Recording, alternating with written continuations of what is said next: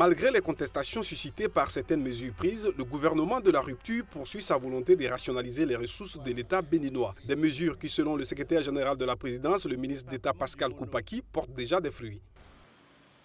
Cette rationalisation, cette revue de l'architecture ont fait faire des économies de l'ordre de 100 milliards de francs CFA.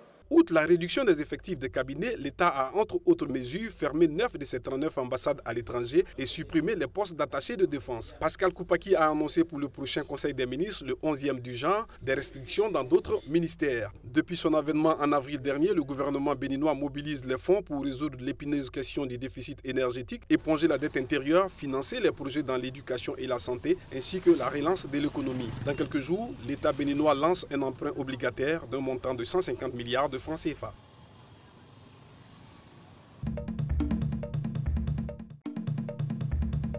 Le Burkina a lancé la construction d'une centrale solaire de 33 MW, la plus grande du Sahel, dans ce pays ensoleillé d'Afrique de l'Ouest, où l'électricité demeure une denrée rare pour plus de 80% de la population. Au bout de 14 mois, vous aurez environ 129 600 panneaux solaires avec une puissance unitaire de 263 crêtes qui seront implantés sur ces champs.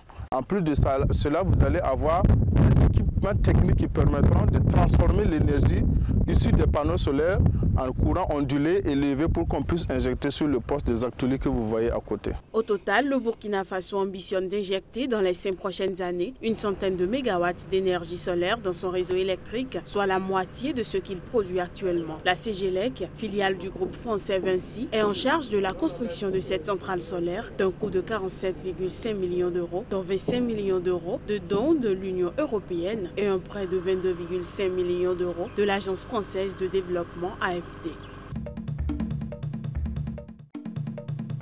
Comme des milliers d'autres au siège de l'UNICEF à New York et à travers le monde, des dizaines de personnes ont participé mercredi à Nairobi à une veillée en hommage de Jo Cox, la députée britannique assassinée.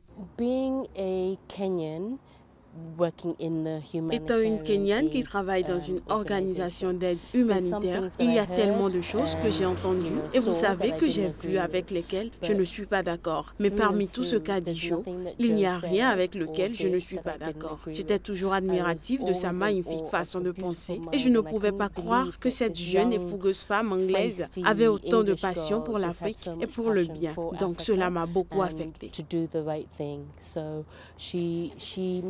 Big impression on me.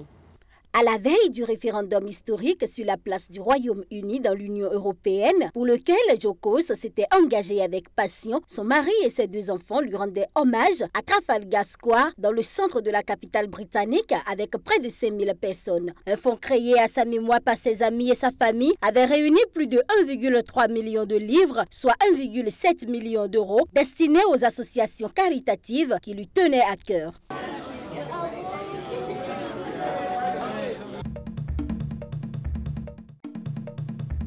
L'Afrique est un continent particulièrement attirant pour les narcotrafiquants, selon le dernier rapport de l'Office des Nations Unies contre la drogue et le crime, qui a fait jeudi un état des lieux actualisé du trafic de drogue dans le monde. Les narcocriminels ont très bien compris que s'ils veulent développer leur économie, ils sont obligés de se positionner aussi dans de nouveaux pays, des pays émergents, où on peut développer le narco-business. Et l'Afrique de l'Ouest en fait incontestablement partie, l'Afrique en général, si vous voulez, pour les raisons que j'expliquais tout à l'heure, hommes, moins de 25 ans, classe moyenne, l'Afrique correspond totalement à ces critères.